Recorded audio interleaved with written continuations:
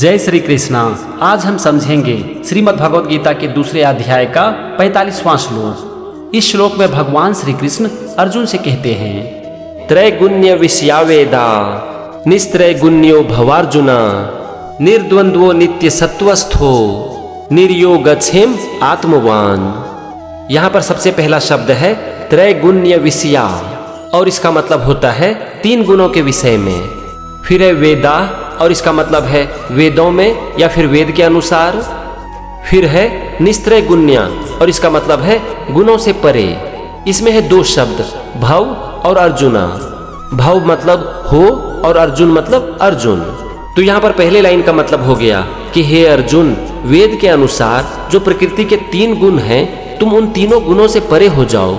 यहाँ पर वेदों के जो तीन गुणों के बारे में बात की जा रही है ना, ये तीनों गुण बात करती है कर्म के फल के बारे में, और इसीलिए भगवान कह रहे हैं कि तुम इन तीनों गुणों से ऊपर उठो। ये था पहले लाइन का मतलब। अब हम आते हैं दूसरे लाइन पर, और यहाँ पर पहला शब्द है निर्द्वंद्वः और इसका मतलब होता है दोनों भाव से मुक्त। कौन सा दो भाव? सुख दुख या फिर खुशी गम।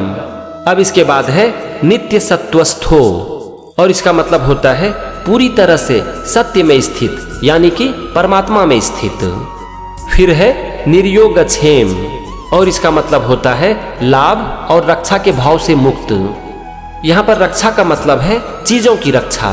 उसके बाद अंतिम शब्द है आत्मवान और इसका मतलब होता है आत्मा में स्थित, खुद में स्थित।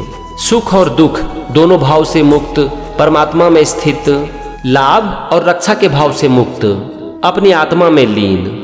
लाभ और किसी भी चीज की रक्षा के भाव से मुक्त होकर अपनी आत्मा में स्थित हो जाओ। हमने एक एक शब्द का मतलब समझ लिया, दोनों लाइन का भी मतलब समझ लिया। चलो अब हम समझते हैं पूरे श्लोक का मतलब। भगवान अर्जुन से कहते हैं कि हे अर्जुन, वेदों के तीन गुण जो कि कर्म फल के बारे में बात करते हैं तुम उनसे ऊपर उठो। सुख और दुख के भाव को छोड़कर परमात्मा जो कि परम सत्य है उसमें लीन हो जाओ। लाभ और किसी भी चीज की रक्षा के भाव से मुक्त होकर अपनी आत्मा में लीन हो जाओ। यहाँ पर भगवान कह रहे हैं कि कर्म के फल को छोड़ो, सुख दुख लाभ और चीजों से ऊपर उठो, फिर अपनी आत्मा में स्थित होकर परम सत्य में लीन हो जाओ, यानी कि परमात्मा में लीन हो जाओ।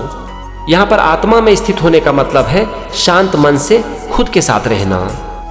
ये था 45वां श्लोक और उसका मतलब। अगले एपिसोड में हम समझेंगे 46वें श्लोक को। तो मेरे साथ बने रहिए और सीखते रहिए श्रीमद् भगवद गीता। जय श्री कृष्णा।